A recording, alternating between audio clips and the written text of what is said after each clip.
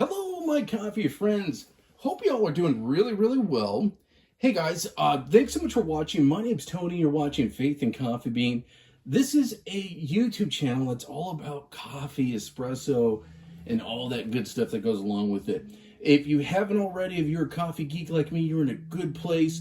Make sure you go ahead and like and subscribe. I definitely appreciate that. This is a newer channel, and the best way you can show your support for me is subscribing. It's free. Hey guys, I wanted to go ahead and cover this just because I've realized in the last year of doing this, the really one thing I haven't talked about is making a French press. So today's the day. I actually was really shocked. I had this brand reach out to me. They're BeanNest, and they make these really cool French press systems and coffee filters. And they asked me to go ahead and do a review for them. They're not paying me for any of this. And all my opinions are mine. I am a very small YouTuber, but I always do share with you. If you click on any of the Amazon links, my wife and I both have YouTube channels, and we have an Amazon storefront page. They help support the channel. You pay the exact same amount you would, but we do get a small percentage of that. So you can help me buy some beans. You could help me with my hobby habit. Y'all, I really appreciate hanging out with me. I started in coffee like 20 years ago, and I've shared this with y'all many times. I was a seminary student. I used to be a pastor, not anymore, but I used to be many moons ago. And when I went to Bible college, I worked at a Christian coffee house for a little bit and got the bug. And I kind of feel like in the 90s and early 2000s, y'all, a French press was all the rage. I don't know if I'm in my mid-40s. I don't know if where you're all at in your life, but man, I remember when this was a big deal. I remember how cool it was. Like, you were one of the cool kids.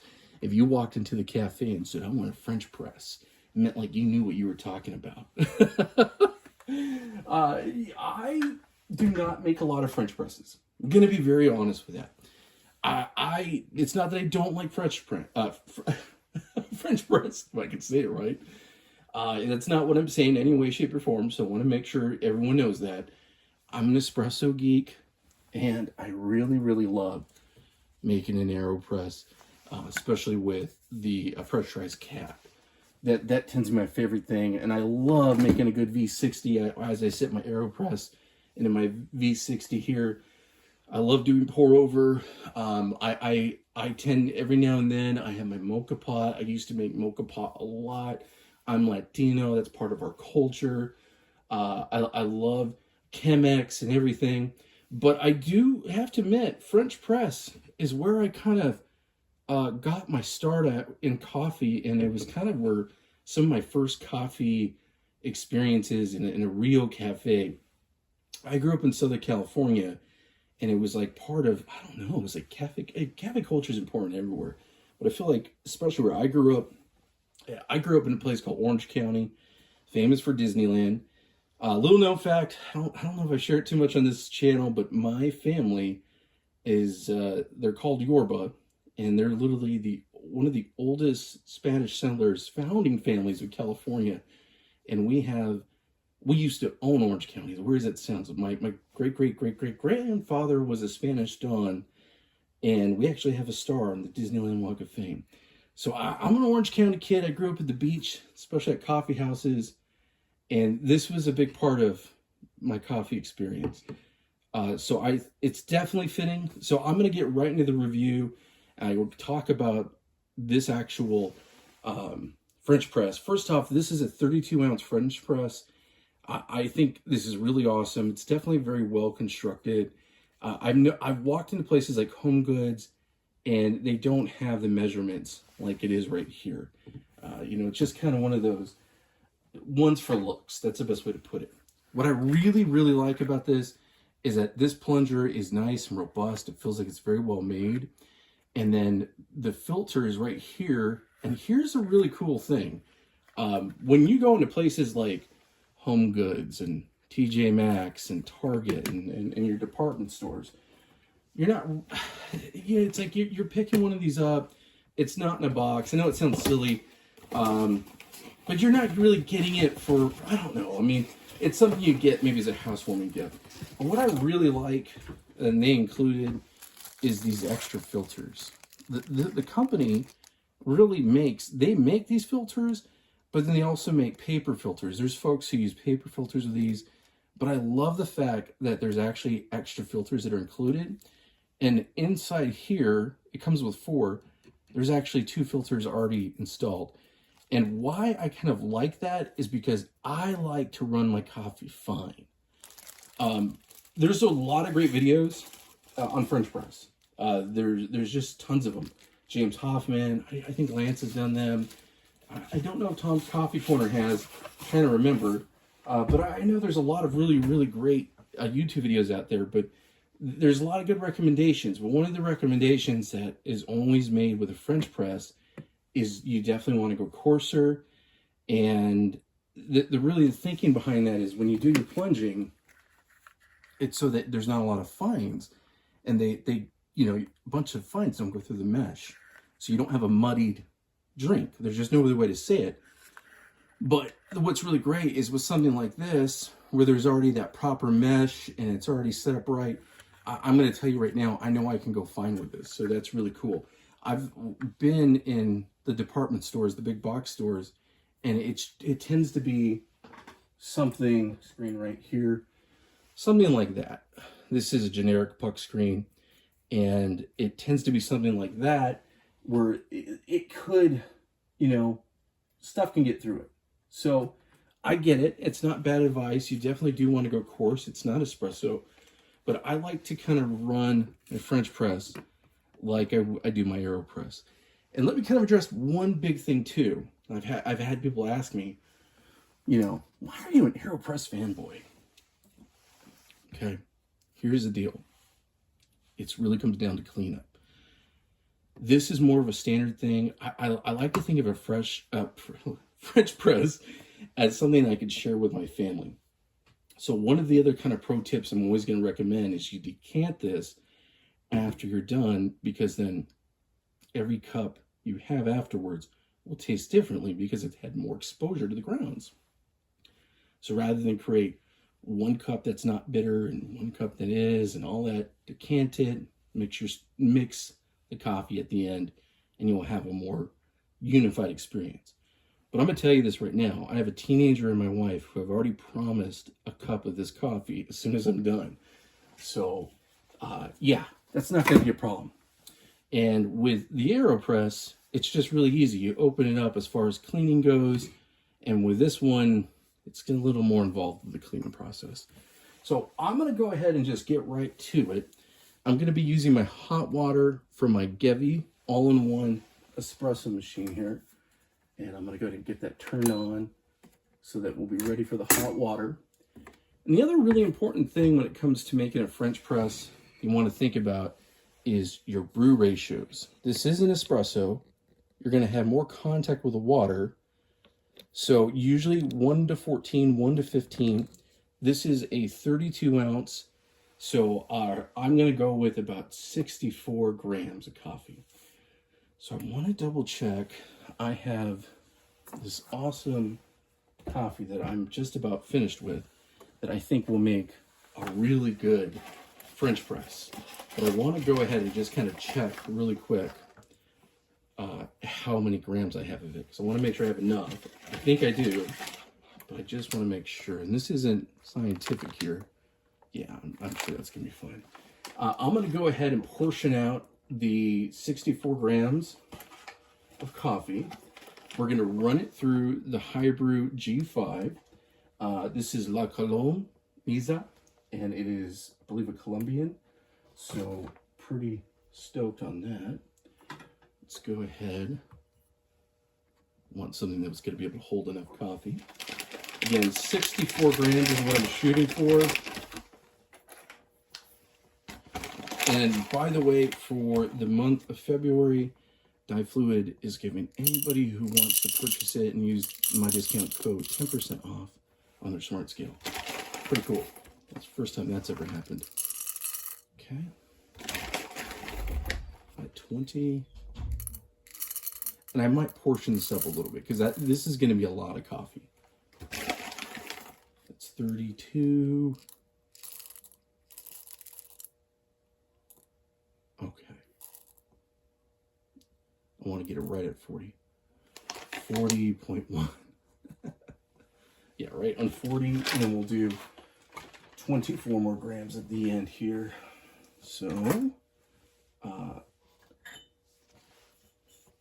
also going to go ahead and do a little spritz of water because of old habits, and I want to make sure I have good retention. So I'm going to go ahead and split this up even a little bit more as I do this. And let's put that bad boy right there. This is something you don't have to do, but I do it because this is how I have good retention within my grinder. So back to grind size. So grind size, you definitely don't want to go, in my opinion, too coarse. Some people say that you want to have like breadcrumbs versus coarse salt. That's typically what you get from, let's say, pre-ground coffee. That you want to go actually thicker than that. My personal preference is I like to go very similar to what I would do with a mocha pot, because I do like it a little bit finer, but this is not espresso. So on my high brew, I'm going to go with about a 17. Okay. And this is a single dosing unit. So, yeah, this is going to be interesting to do because I've never done this with this particular grinder. Okay. And I'm going to go ahead and actually zero out this. We're going to count down the coffee over here too. So let's go ahead and get started. Y'all, I am a big espresso geek. So espresso is my coffee of choice most of the time. And y'all, I tell you, it's kind of nice. I haven't done a French press in a while. So I am very thankful for BeanNest to send this out. I know my son's going to be happy with it. He'll probably end up using it more than I do. I love sharing coffee with my kid. I'm a big coffee fanatic because I had a grandmother that was really into coffee and a grandpa that was really into coffee and the whole family. And that's the best thing I love about good coffee is sharing it with family.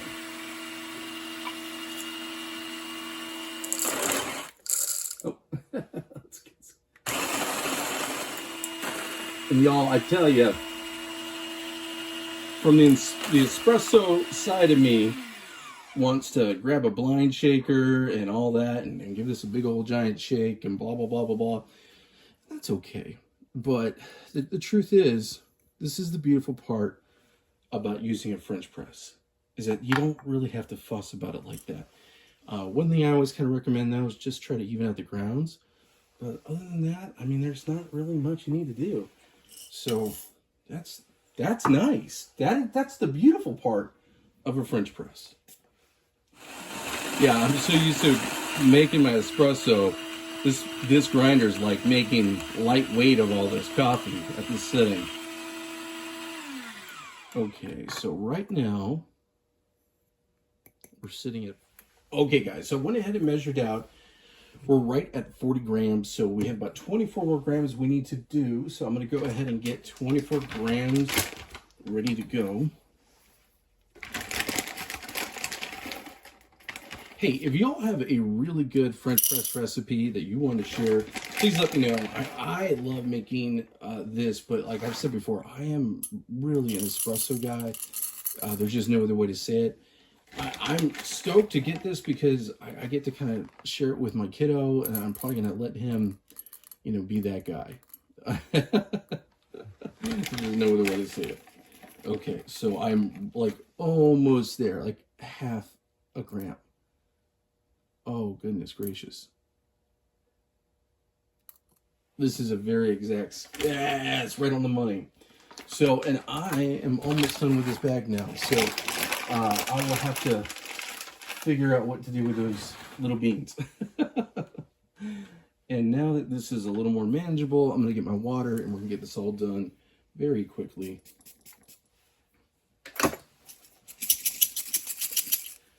I'm gonna zero it out, but again, now we're looking for 24.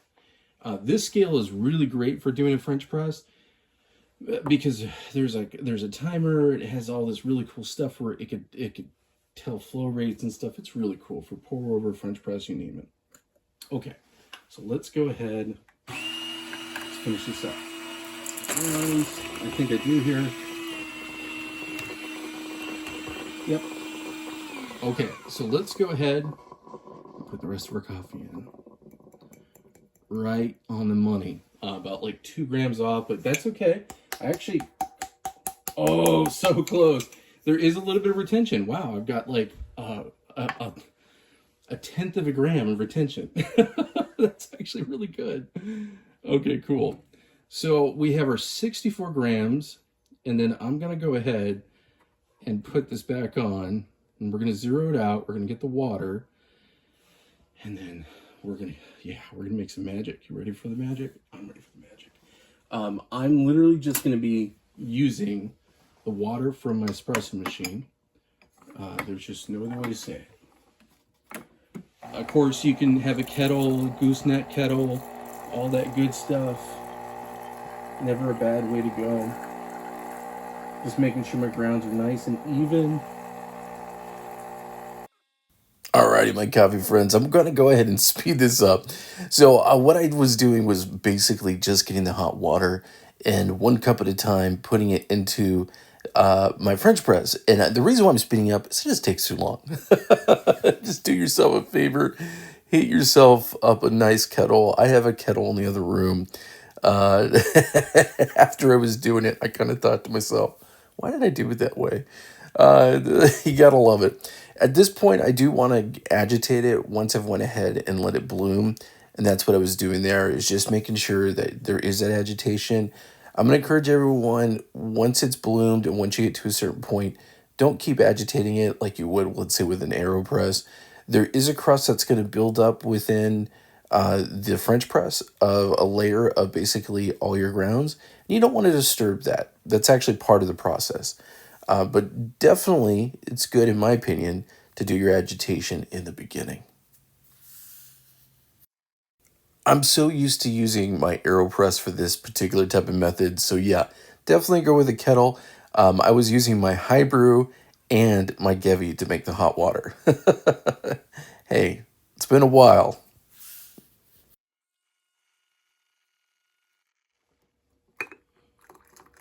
Yeah. I am actually going to cut the water right at that point, just because I know it's plenty. I've mentioned this before. I like a very robust brew. I don't like, I like espresso. And I'm not saying that you make it the way you like to make it. That's the best way I'm going to put that. So as far as everything goes, because I've taken a little bit longer, this isn't just like it was all in a kettle. It definitely has had brew time. So I'm going to go right to plunging. And we're going to make sure plunge is even. Go ahead and make sure that, there we go. I want to make sure that I have that in the right position. And then we'll just do a slow plunge. Yeah, I mean, you don't have to make fast work of this. And then we'll go ahead and pour a little glass. And I already know, like I mentioned, a lot of times I'm going to always recommend doing a little bit of a decant. Look at that. You can really just see what a difference. This really has a great filter.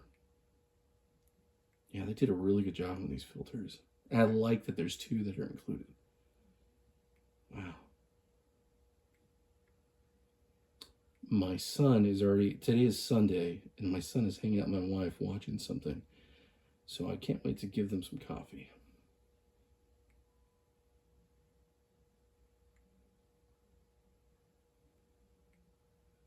Okay. Almost down at the bottom. And always make sure I give it a good press. And there we go. Nice.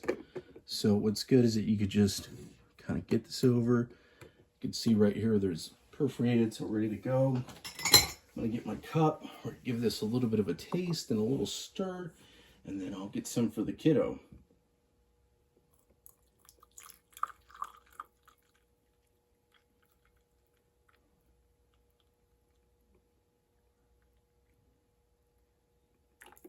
There we go, for Dad. I love these cups. I haven't got them on Amazon.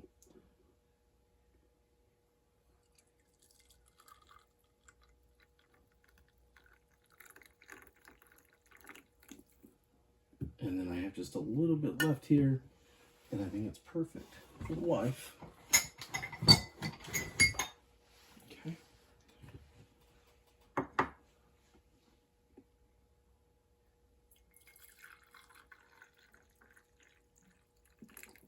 Just a little bit left. Oh my goodness.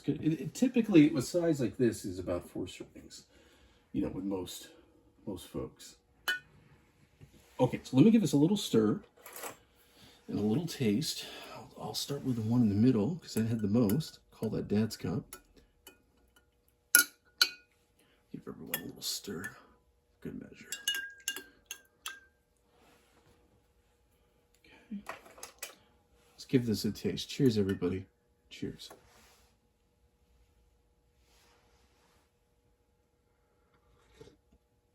Delicious. Very, very clean. Like, there's just no other way to say it. Super clean tasting. Oh man, that's nice. That's really nice. You know, my favorite type of coffee other than espresso, I've already kind of mentioned that, but this is like an old friend who wants to give me a hug and a kiss. Like, there's just no other way to say it. I love a good French press. I'm so happy that we got this. There's just no other way to say it. I think it's going to be a good asset to the coffee corner here. Links are going to be in the description below if you want to purchase this. Definitely appreciate it. And yeah, hey, remember to like and subscribe. All the support really goes far, especially for a small YouTuber like me. Y'all, it means the world to me. Lately, I've had a lot of comments and questions. If there's a question you have, I will always say I am not the be-all end-all. There's a lot of great coffee YouTubers. There's a lot of great experts and people that are so smart. But if I don't know the answer, I will be happy to point you the right answer. Please check out people like Tom's Coffee Corner. Amna Capote has a wonderful channel. Talks about espresso. Just there's so many amazing coffee people that I've met along my journey. And y'all, if you ever have a question, you need anything, please reach out. I'm always happy to share a link, help you out in any way, shape, or form. And I always appreciate just hearing and saying hello, that you're watching. It means the world to me, y'all. Anyway, hope you have a great weekend. Thanks so much for hanging out with me, and have a good one.